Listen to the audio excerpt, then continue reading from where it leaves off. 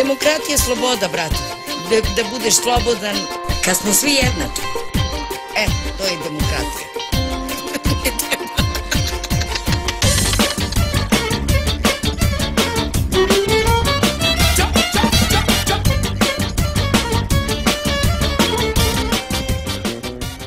Още 1992 година това ни помогна да провокираме правителството, това беше правителството на Филип Димитров, Агенцията за чуждестранна помощ, Българския червен кръст, да се намесят и да насочат определени ресурси, направо казано помощи, към много от гетата, особено в Южна България. По официални данни за този период, който е от 1994 до 2007 година, общо взето поне 70 милиона евро, а може би и по-голяма сума, са били насочени към приобщаването на ромите и въобще към ромското включване. Първоначално бях назначен като секретар на един съвет, който съществуваше тогава, беше социални и демографски въпроси, в който бяха събрани доста така разнородни организации. В крайна сметка се роди Националния съвет по етнически и демографски въпроси, който беше факт на 4 декември 1997 година. Тогава излезе постановлението, с което беше създаден. Сега, след като имаме концептуалния документ, трябваше да имаме и план. А когато имаме план, трябва да се заложат и пари. И тук вече ударихме на камък. Тоест до този момент пари по ФАР и по други европейски такива проекти в държавата не бяха влизали. До кой момент? До създаването на съвета. Защото всичките средства, които са влизали до този момент по интеграция на ромите или по интеграция на което и да е друго етническо малцинство или етническа общност, са влизали по линията на неправителствените организации. Това, което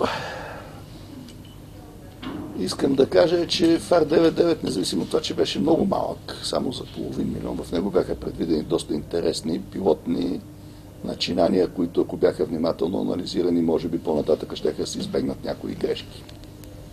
Така, например, в него бяхме заложили, независимо от сравнително малката сума на фона на останалите проекти, които след това са влизали, първо изграждане на ромски къщи, нещо, което беше изключително трудно за прокарване като идея, и в резултат на което в Пазарджик са били изградени 12 такива къщички и според отчета е създадена инфраструктура за общо 24. А къщичките в Пазарджик са факт и си стоят там и това е може би единствения проект по ФАР, където са строени къщи. След това има един ФАР урбанизация за 6 милиона, в които няма построена нито една къща, средства са давани за различни инфраструктурни проекти. Разбира се, по това време сме работили не само по въпросите на ромите, по това време примерно постигнахме съгласието между държавата и каракачаните за начина на изплащане на обезщетенията за конфискуваните при комунистическо време овце и така нататък. Тоест, помогнахме на арменците за получаване за започване строеж на черква, която все още е в процес на изграждане. Изобщо работеше се по много направления. Моята работа започна в Министерски съвет. Първо като член на политическия кабинет на министър Праматарски, министър без портфейл, в чието компетенции е и този Национален съвет по етнически и демографски въпроси. През следващият етап, който продължих да работя в администрацията, която и звеното към Националния съвет по етнически и демографски въпроси, това, което се случи, беше подменено името на проектите и се замени с няколко думи, които някак си позволиха да се насочат нещата не концентрирано към проблема ромския, а да бъде към някои други етнически групи. Или тогава излезе един термин да се инвестират в такива проекти, които да решават социални въпроси и защита на етническите групи от дискриминация в места, цитирам точно, с преобладаващо малцинствено население със специален фокус роми. Някакси това позволи местата, където бяха насочени тези проекти, да не бъдат само чисто към ромският етнос.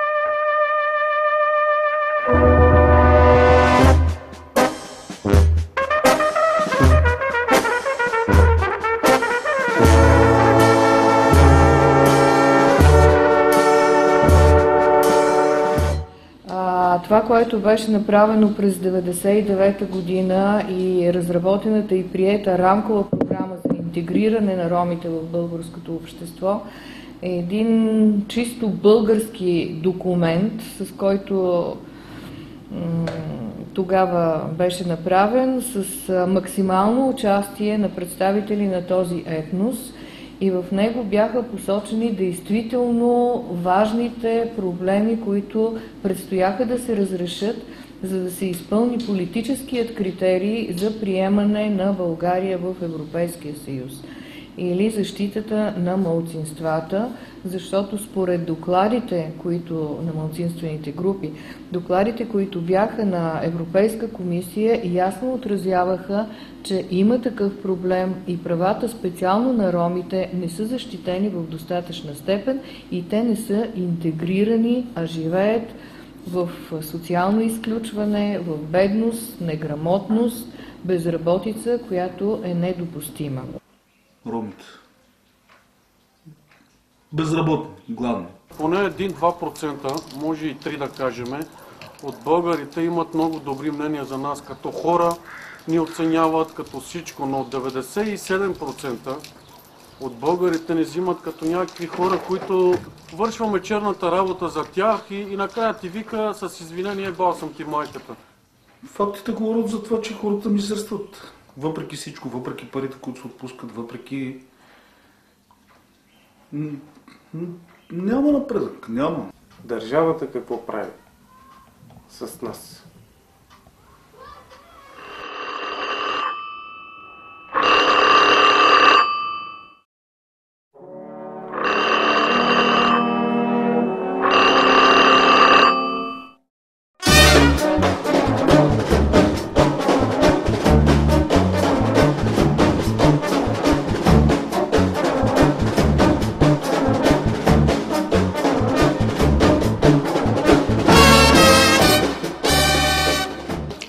Вече 15 години нямахме канализация, преди 3-4 години сложиха канализацията на 60 см, което водопровода е доста по-надолу от самата канализация. Човек се стреми да живее като бел човек, но нищо не става.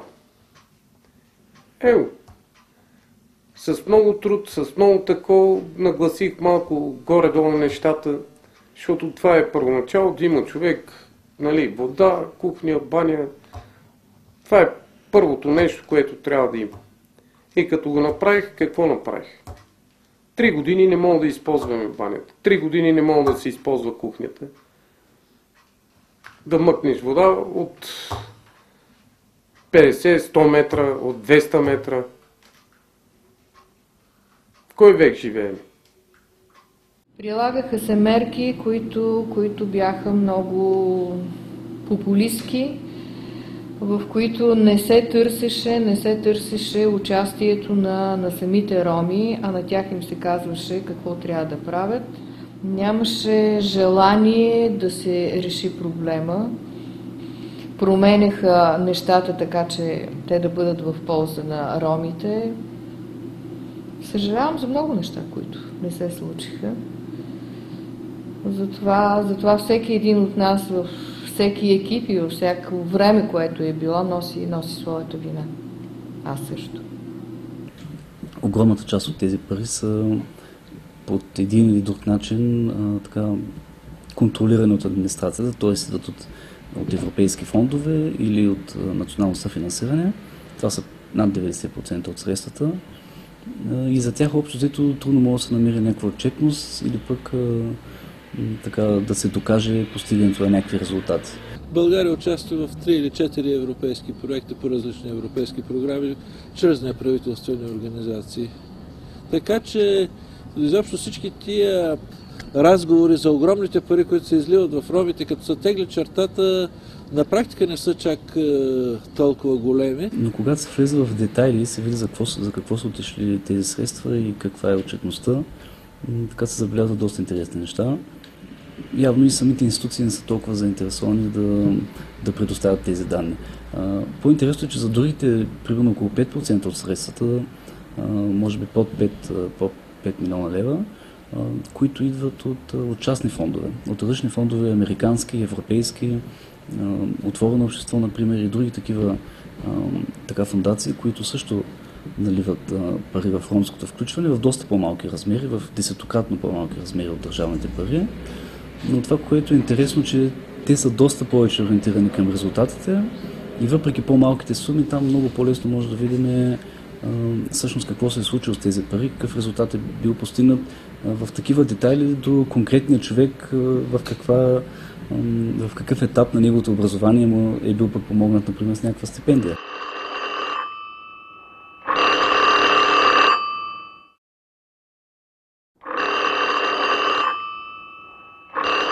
Кои ще дойдат? От Германия ли ще дойдат да ни оправят тук? Няма да дойдат от Германия. Нашите деца без образование не са деца, да знаеш. Ние искаме да имаме работа, да имаме доходи, да си образоваме ние децата.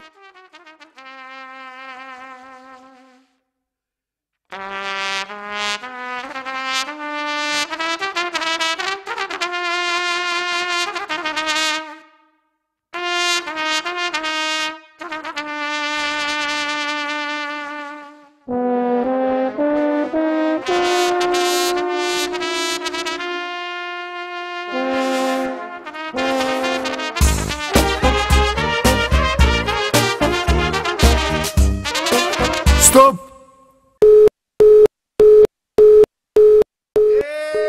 Lucky people, north and south. This is your leader, I'm called the Mouth. We're gonna play a game that's funny. Get the money! Money, money, money, money, money, money, money.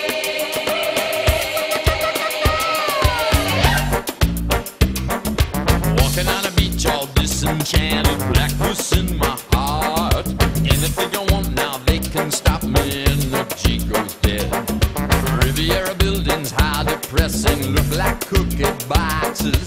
In my heart, a hurricane's blowing, in my head, a clock. Ticks, tick, tock, tick, tock. Get the money, Mr. Potato. Get the money, pay the Eskimo.